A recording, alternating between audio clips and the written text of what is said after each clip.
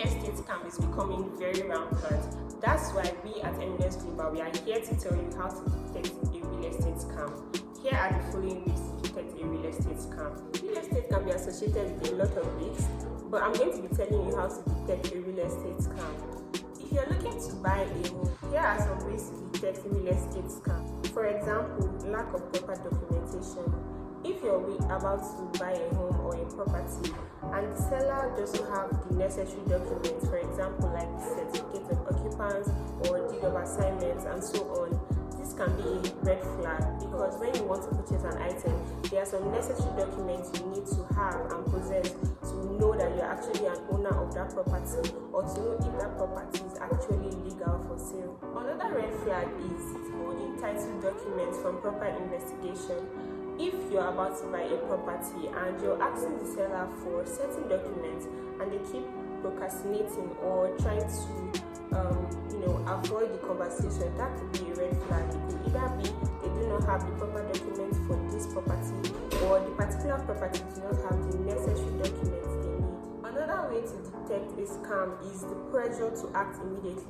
If you're being pressured by your seller or persons that are associated with the seller, maybe the seller's lawyer or the seller themselves, you're pressured to pay for a particular property, or you're pressured to take a particular property in which you're not sure if you really like it or if it fits your taste, it can actually be a scam. It could be that this property was being stolen, or the property is being sold without the awareness of the proper owners, and this is actually a red flag that you should avoid. It can actually be a scam. Another way to detect a scam is with unrealistic guarantees. If, for example, the seller promises you things that are too good to be true, it could be a tactic for common mortgage relief scam, and you should avoid it because there are some guarantees that some sellers will tell you, and you feel like, oh my god, this is the best deal I've ever gotten. You have to actually investigate it properly so that you don't get scammed, because some of them could be common tactics for mortgage relief scam. Rental scam is another form of real estate scam. For example, listing properties that do not actually exist is very rampant.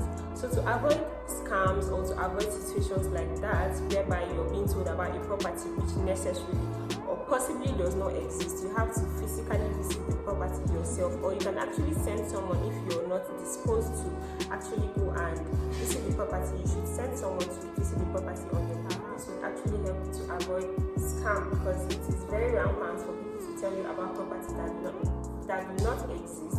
They take your money and then they run away. Another thing is to avoid sellers who tend to deviate from physical inspection. So a situation whereby you're not being allowed to go and visit a particular property is a scam. It's definitely a scam, because why would you be allowed to see the property you want to buy?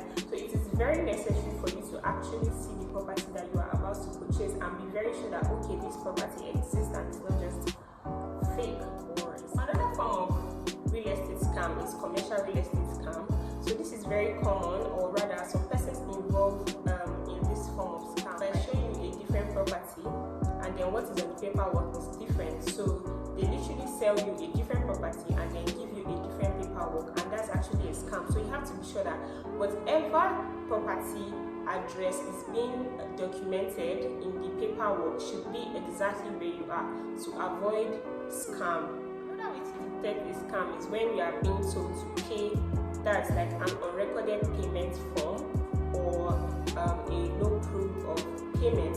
For example, you are being told to pay money into a private account or an account that is not associated with the company. That could be a scam. You could be scammed. So if you want to get a property, you have to make sure that you are paying the money into the right account and not necessarily an individual account. So even though the person is an individual, you have to make sure that the account that is being sent to is actually the person's name. I do hope this video was helpful. If you have any questions about real estate scam, you can ask us in the comment section, or if you have any questions generally about real